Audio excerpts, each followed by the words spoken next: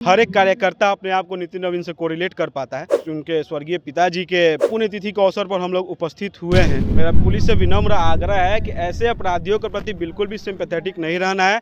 ऐसे लोगों को पैर में मारने से काम नहीं चलेगा, ऐसे लोगों को डायरेक्ट सर में गोली मारनी चाहिए। देखिए, इस समय हमारे साथ बातचीत करने के लिए राकेश ओझा जी जो विधायक हैं, सबसे पहले आपका स्वागत है। बहुत बहुत धन्यवाद। गोपालगंज मंदिर में चोरी हुई, वहां से एक आपका बयान सामने आता है कि उसको पैर में गोली क्यों मारी गई, क्यों नहीं उसको जान से मार दिया गया, इसको लेकर आप क्या कहना चाहते हैं? हमने पूर्व में भी कहा है, उसने ना सिर्फ क्राइम किया है बल्कि कुकृत्य किया है, पाप किया है। और पुलिस बल पे वो हमला करके भाग रहा था। जब पुलिस उसको अरेस्ट करके ले जा रही थी, उसके ऊपर पुलिस बल पे हमला करके वो भागने का प्रयास कर रहा था।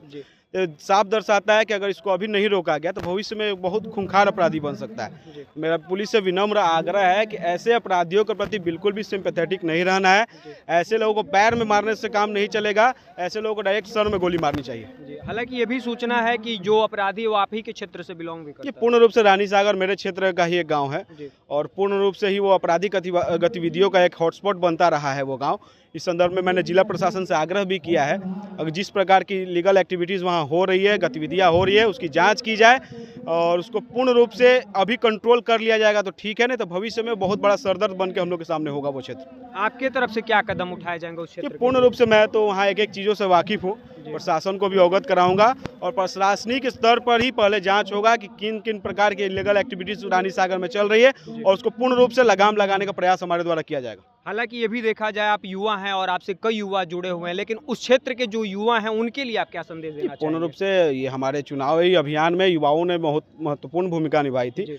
उनके लिए हम जितना आभार व्यक्त करेंगे वो कम है, लेकिन युवाओं के बेहतर भविष्य के लिए, अच्छी सुरक्षा के लिए, उनको सुरक्षित वातावरण देने के लिए मेरा संघर्ष है और ये सारी चीज़ें मैं आने वाले वर्षों में उनको व्यवस्थित कराऊंगा क्षेत्र में। आज आप जिस कार्यक्रम में उपस्थित हैं, उस कार्यक्रम में नितिन नवीन जी के पिताजी को श्रद्धांजलि अर्पित किया जा रहा है, उसको लेकर आप क्या कहना चाहेंगे? पूर्ण रूप से नितिन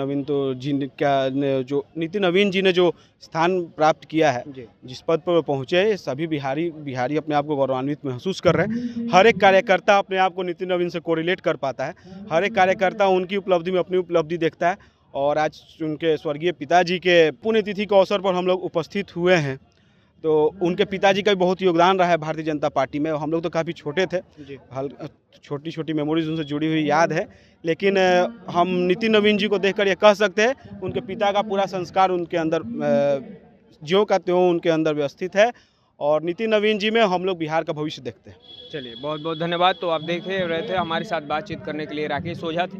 उन्होंने क्या कुछ कहा आपने साफ तौर पे सुना। आपका इस वीडियो पर क्या कुछ कहना है कमेंट बॉक्स में बताएं और देखते रहे सच एक्सप्रेस।